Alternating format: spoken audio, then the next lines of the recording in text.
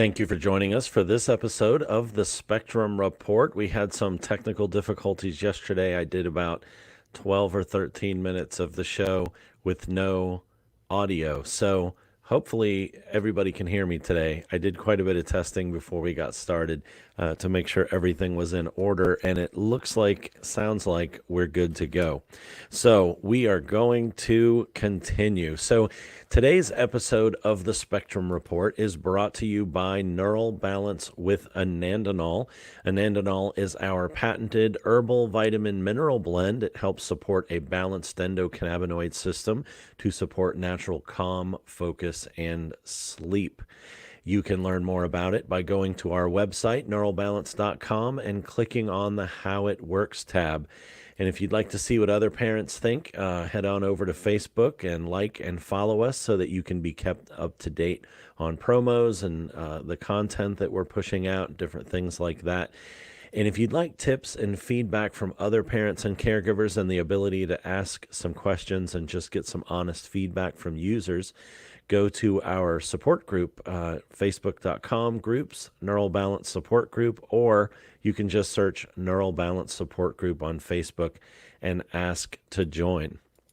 And of course, you can learn a lot about us and what people think and what people are experiencing by just Googling us, checking us out on Facebook, Instagram, YouTube, Twitter, Amazon, all great places to get some actual user feedback from everyday people. So we know the science behind it. We can answer a lot of questions about shipping, about why it works, and things like that. But if you want to hear from other parents and caregivers, just do a quick search on the internet or join our Facebook group.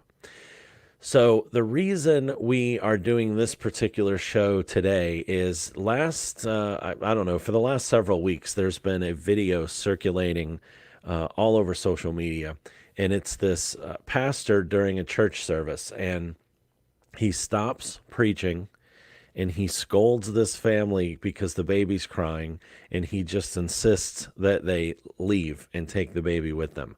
And I'm a member. I'm in leadership at a Presbyterian church, the PCA in particular, and to see that guy, pastor, yell at this family and embarrass them in front of all of the congregation and ask that they remove the child was appalling to me. So, but when I watched it and I got, I think, righteously annoyed, I was looking through the comment section, and I found that there were a lot of people that had similar experiences, whether it was a member of the congregation being rude with them or not understanding the situation.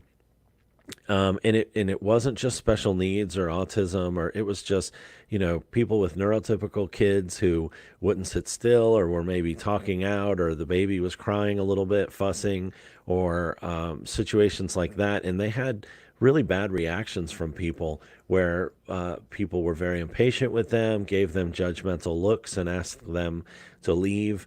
And I was just appalled by that. So I started thinking, I wondered how often special needs families are affected by that. And, I've had other experiences talking with parents where they have told us, my support staff and me, that they avoid a lot of public areas, not just places of worship, but, movie theaters, Chuck E. Cheese, restaurants, things like that, where you wouldn't really think twice about taking your family normally, but they're worried that they might inconvenience other people, or the way people will treat them in response to their kids' needs or their needs might be embarrassing to them. And we're involved with an organization called Surfers for Autism, and one of the ideas behind what they do is it gives a time for families to come to the beach and surf and just enjoy the beach and be around people that are similar to them so they don't have to feel embarrassed. And I started thinking, church is the last place that should be a concern. So I wanted to get a little feedback from you and see what if you have ever had challenges at places of worship or at church, or if anybody's ever treated you poorly, made you feel uncomfortable? Do you avoid church because somebody has maybe treated you poorly in the past? So, what challenges do you face at church? So, if you're watching this while we're live, comment and I'll throw the comment up there and we can talk about that. If you're watching this on a later rebroadcast, still please tell us in the comment section, what challenges do you face at church? What could be done better? What maybe has gone wrong for you in the past? Now, I'm not talking about theology. I'm not talking about you're Catholic and you went to a Baptist church and you didn't like it, or vice versa. That's not the concern. I'm talking practically speaking, what has the church done wrong or right? And what challenges do you face when it comes to worship and attending regularly with a family that has a special needs family member? Because as leadership in church, that is something that I've been thinking about for our church, was what we can do to make our worship service and all of our gatherings more sensory friendly, more open and patient and loving towards all various needs. A lot of that starts with educating the congregation, and we'll talk a little bit about that here in just a minute. So, what challenges do you face attending worship, or have you faced in the past, or are you avoiding it entirely? In what ways, in your opinion, can church members be help? Would you want a church member to offer assistance, or is it just enough if they're quiet and patient? Would you want them to offer to help you, with your child at that moment, maybe sit with you, help keep them occupied, or if you have more than one child? Or would you rather they keep a distance but not look at you with the stink eye and just be more patient? So what ways can church members help? So far, what challenges do you face at church, or have you faced? And in what ways can church members help?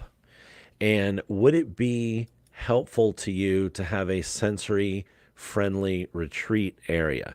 And that is something that we've looked at a couple different things on our campus. Like what room could we maybe create that's very sensory friendly, but that also pipes the sermon in? So if you had to go there for a retreat, just to get away for a few minutes, a lot of churches have what's called a crying room. If they have a baby that's just full on screaming his or her lungs out, or needs a diaper change or something like that, they can go into the crying room, and that often has a sound dampening element to it, so that it doesn't, if they are very loud, it doesn't disturb the congregation. But they can step in there and still hear the sermon and see the congregation and the sermon through glass, and change the diaper, feed the baby, do whatever needs to be done, and then come back out once that's appropriate. Would something like that be enough, or do you need something that actually is a little darker, has lower volume, things like that? So would a sensory friendly retreat also be helpful? And all these questions that I'm asking, you can just leave down in the comments. They'll be helpful to other people. They'll be helpful to me as we move forward with our plans at my local church. But one of the things I wanted to talk about, one of the things that I had thought about this whole idea was that really, in my opinion, and that's just my opinion, so that's why I'm asking your opinion too, one of the best things that we can do is teach church members how to help. And, it's very important, I think, that people feel welcome, that people know that there's nobody, that they are not judging them, that they're not angry with them, and that they're patient, they're glad they're there. That's the kind of environment that we want to create. So now I have, let me see, I'll throw this up here.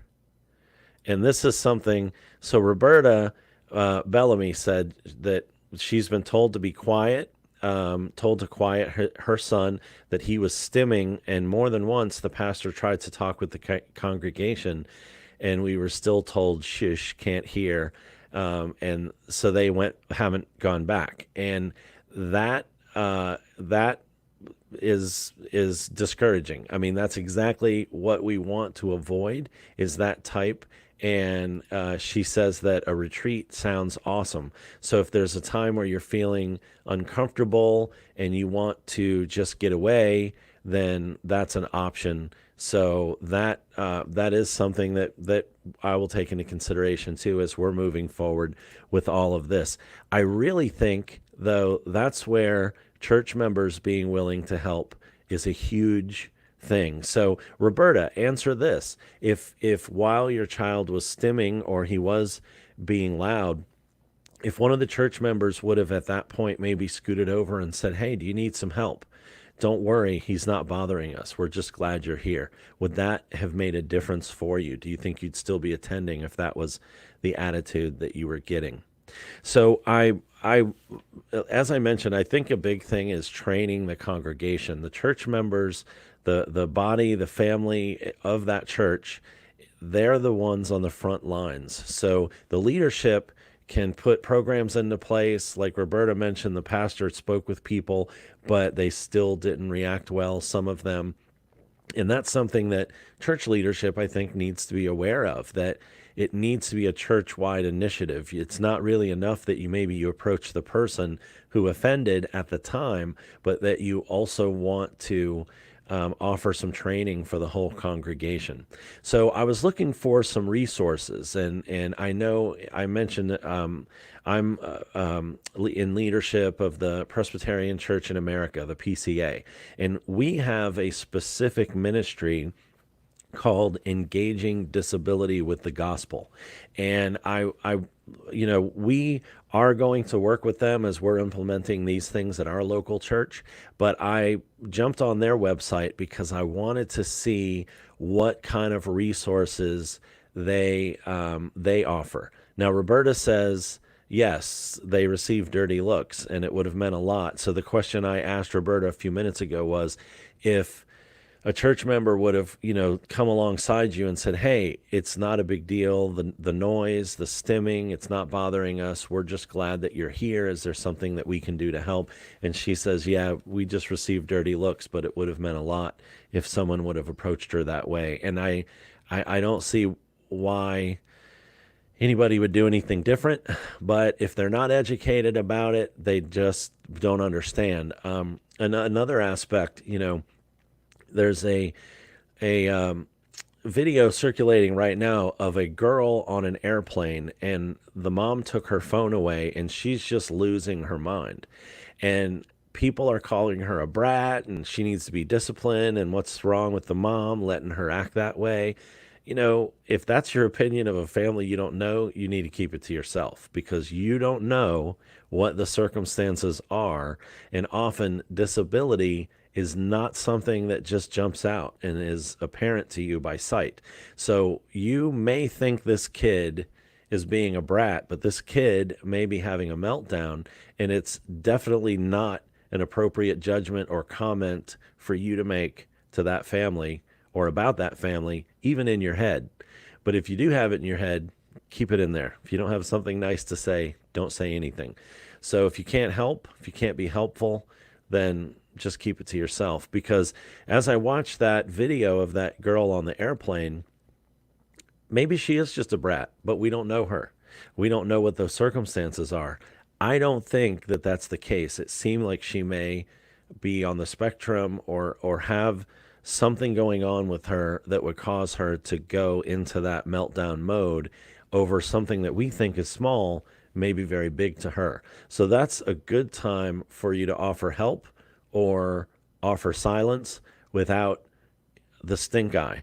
Because, especially in a church setting, if someone is behaving that way, it's better to assume that they need your help, not your judgment. So I was looking for some resources. I'm thinking the best thing that you can possibly do is just train the other people that are in attendance.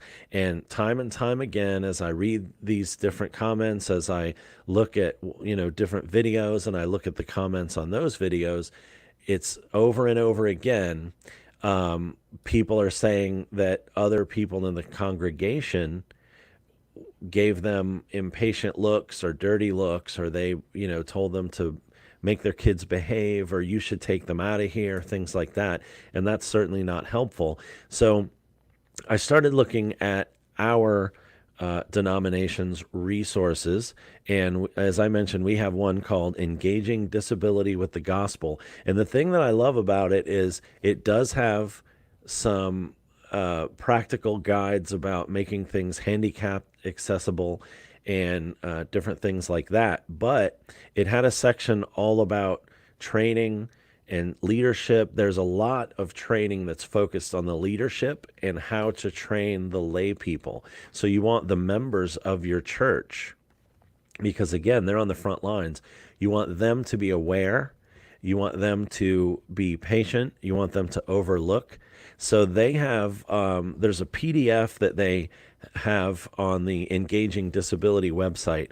And there's this one section called Embracing Movement and Sound in Worship. Now, Presbyterians, we are often called the frozen chosen. You won't see a lot of dancing or speaking out or a lot of activity during our worship services. We're pretty solemn during that time. So that may not present some of the sensory issues that, say, a charismatic type church or some where there's more activity, more participation from the congregation or something like that. But there are things for the church to think about. There's various types of music, different styles of music, different instruments that are being used. We do responsive readings and creeds that we recite together. So suddenly the congregation may rise and start to speak together, and that could potentially even be the catalyst for some, not, I wouldn't say bad behavior, but some startled behavior or from some sensory overload. So and some congregations have children's church, some don't. We in the PCA, as a general rule, prefer that families worship together. So you'll find that most churches in the Presbyterian denomination, anyway, that offer children's church, usually that cutoff is somewhere around kindergarten. So you'll have nursery and children's church only for the first few years of life, and then we'll want them in with the parents worshiping.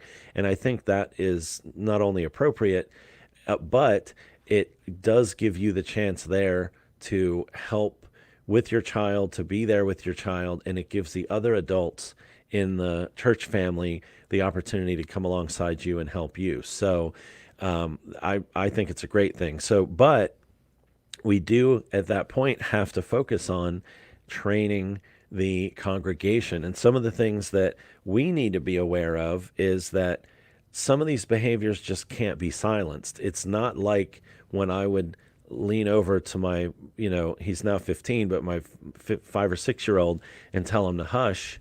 And then he would do that. Some of that stimming and vocalization and things like that, it's not something that can be controlled. So these even outbursts or crying response, jumping, flapping, sensory avoiding behaviors, such as covering their ears or laying down on the ground, hiding under the pew, or things like that, those are not things that can be controlled with behavior modification. And it's not the place to be judging somebody and the handle that they have on their kids. So unless it's your kid, don't make any judgments and come alongside them with, at the very least, quiet patience, because these are things that may not be able to, may not be under their control. Now, I'm going to read this paragraph verbatim, so I'm not trying to steal off of their stuff, but Engaging Disability with the Gospel, they have some great suggestions. So the more vocalizing or movement that a person demonstrates, the more challenging it will be for that family to fully assimilate into worship. Disapproving looks and seemingly innocent comments made in passing can be enough to discourage a family that is already feeling out of place from attending worship. The last thing we would want is for a family to feel out of place during worship. So the little comments that you think may be benign or may be helpful even, maybe they don't need to be said. And certainly disapproving looks or impatience or, the huffing breath and things like that don't need to do that either. So if you see a family that has a family member who is vocalizing or stimming or even what you might consider misbehaving, just remember why you're there. You're not there to watch everybody around you anyway. And one of my ruling elder friends had a great piece of advice. Often families with children, neurotypical, on and off the spectrum, will sit closer towards the back or towards an exit so that they can come and go, because sometimes there is a need for that. So if you are particularly sensitive to the noises or behaviors that kids make in general, then sit closer to the front. Very rarely do families with kids sit, closer to the front because they want to be able to exit or they don't want to disturb anyone. So if you are disturbed by that stuff, sit a little, a distance from there so that it's not a problem for you. It should be that simple, I would think. So if it is an issue, sit away. Now, a piece of advice they have, and I was thinking of too, for parents with a special needs member. Say you are thinking of visiting a church, or you've moved into an area, or you want to start attending church. Once you identify the church that you want to attend, it would be great for you to reach out to the leadership of that church and say, hey, here's the situation.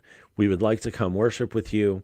We would like to come to your church, your place of worship. We want to let you know we have a child in a wheelchair. We have a child who's hearing impaired. We have a child on the spectrum. They may need an extra space to sit. We may need to sit by the exit. They may vocalize or stim or flap or a wide variety of things during worship. First, is that going to bother you? He should say no. He probably will say no. Then the next question is, would you be willing to engage your congregation maybe the week before we come or the week we're there, and let them know what the circumstance is, and to not be judgmental, to not be unwelcoming, but to reach out, to welcome this family, to love on them, and be patient with anything that might be, in your eyes, a behavior issue. It's not a behavior issue.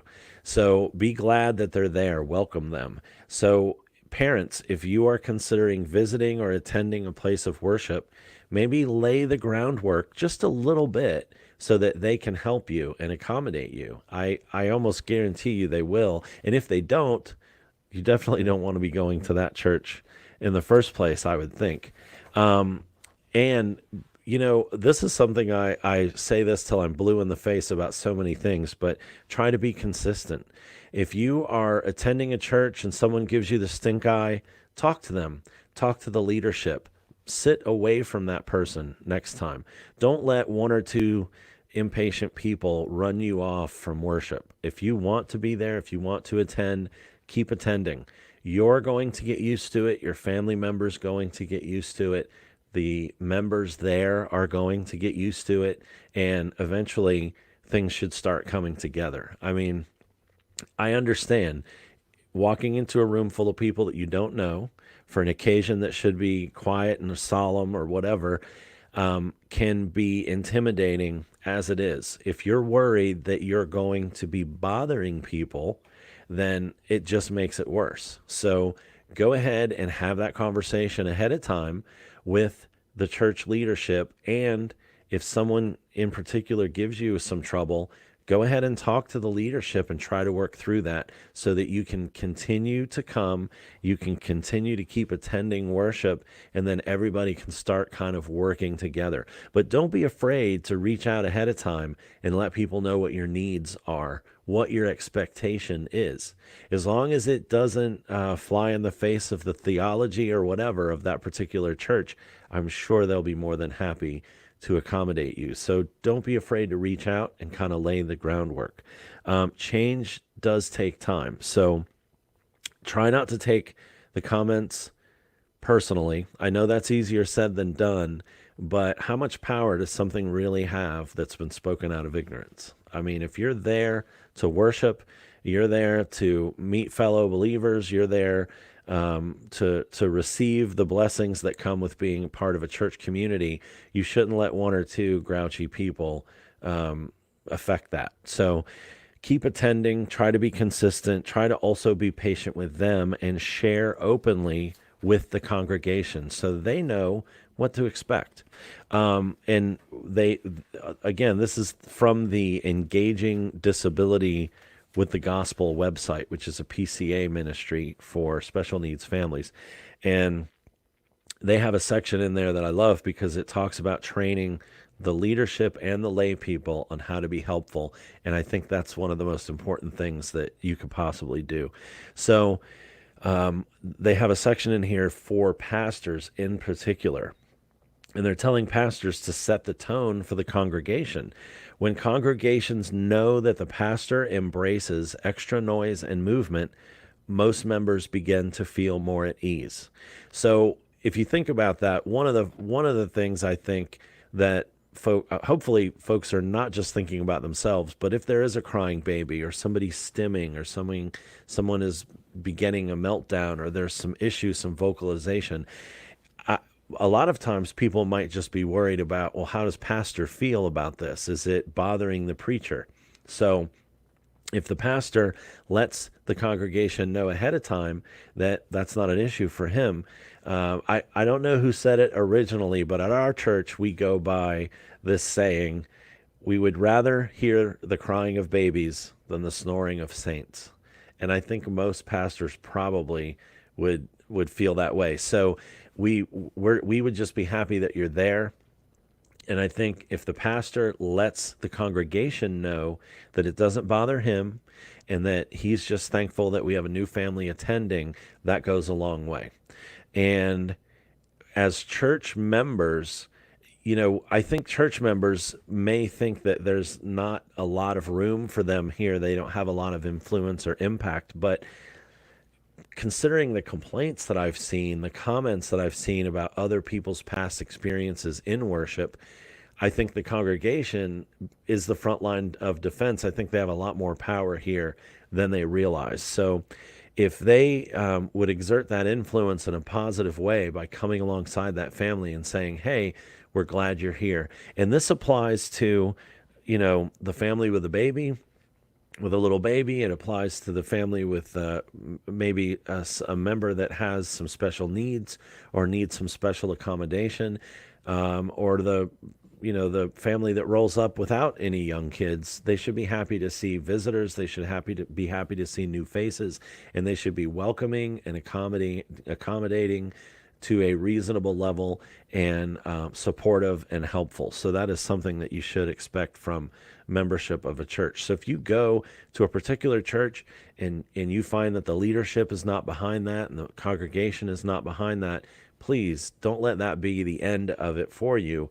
Find a different church. Go visiting. Go find places. Go on the Engaging Disabilities website.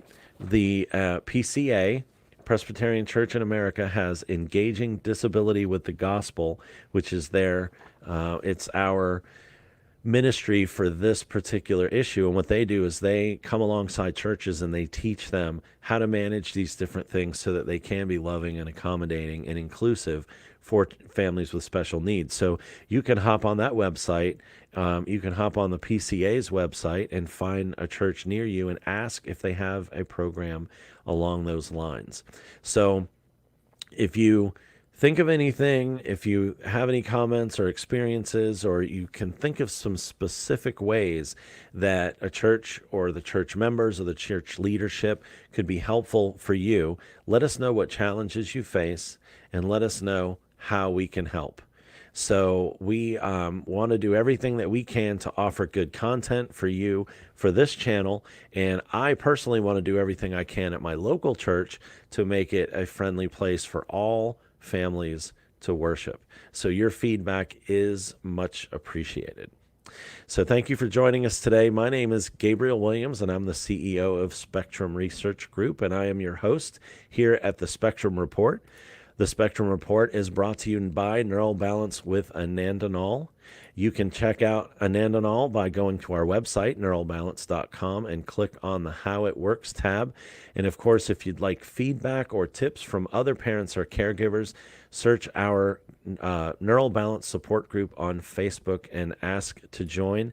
And as I said at the beginning of the show, you can learn a lot by us by just Googling us, checking us out on Facebook, Instagram, YouTube, Twitter, and all of that. So today we were talking about the challenges that you face at church, and I would love it if you would just hop down in the comments and let us know what challenges you've faced before and what churches can do to be helpful for you in the future so you can worship consistently.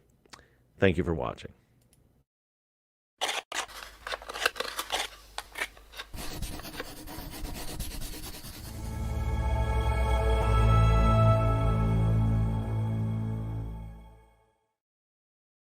Because of NeuroBalance, my daughter can sleep through the night consistently, which hasn't happened in years, and we are so thankful.